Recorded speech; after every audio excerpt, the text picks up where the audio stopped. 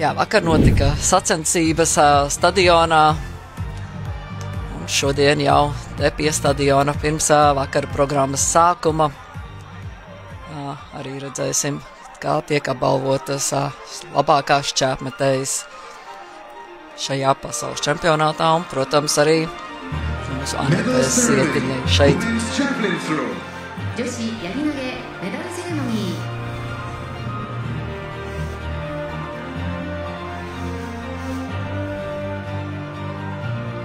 The medals will be presented by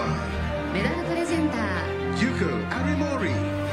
Jā, medaļas pasniedza Pasaules vietlēcikas padomes loceklē Joko Arimori, lieliskā maratona skrējēja, un Japānas olimpiskās komitejas prezidente Seiko Hashimoto, ātras slidotāja, pat kādreiz bijusi, tā kā pašas ļoti izcils un lieliskas sportistes. Medaļu pasniegšanas ceremonijā piedalās sieviešu šķēpmešanā. Bronzas medaļu izcīna Makenzija Lītla no Austrālijas, 63,58 metri. Šo rezultātu Austrālijas sportists sasniedza jau savā pirmajā mēģinājumā. Un ilgu laiku viņa turējās otrajā pozīcijā, līdz pat pēdējai metienu sērijai. Jā, līdz pat 6. mēģinājumā Makenzija Lītla bija otrajā pozīcijā, bet tieši 6. mēģinājumā mūsu sportiste Anete Sietiņa sasniedza vēl labāku rezultātu. Un jā, tieši iepriekšējā pasaules čempionātā Makenzija Lītla bija tā, kas izgrūda Anete no top 3. Viņa bija 3. un Anete palika 4. vietā, bet šoreiz Anete meta tālāk šķēpu un izcīnīja sudraba medaļu. Jauns personiskais rekords - 64,64 centimetri. Jā. Savā ziņā dramatiskā cīņā knapi tika pie 4. mēģinājumā, Anete, tad jau 5. mēģinājumā sasniedza top 3 pozīciju un pat 6. mēģinājumā izdevās vēl uzlabot savu rezultātu, un milzīgs prieks, kā izdodas Latvijas valstī izcīnīt vēl vienu sudraba medaļu, ja vienkārši vēl vienu medaļu čempionātā. Es domāju, vispār visu laiku vēsturē tās medaļas ir bijušas ļoti maz. Jā, pēdējā medaļa 2015. gadā. Laurai Ikauniece izdevās 7 cīņā izcīnīt medaļu, bet tagad Anete Sietiņa pēc 10 gadu pauzes izcīna medaļu šķēpmešanā sievietēm. Un daudziem pa pārsteigumu, pa pasaules čempioni kļūst Oleisija Angulo. Jā, no Ekvadoras sportiste. Otrajā mēģinājumā sasniedz lielisku personisko rekordu 65,12 centimetri.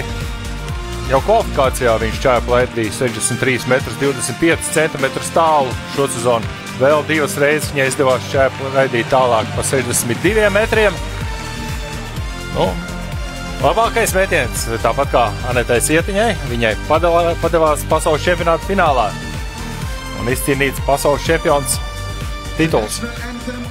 Jā, nu apsveicam, protams, visas sportistes ar izcīnītajām medaļām, un tagad Ekvadoras himna.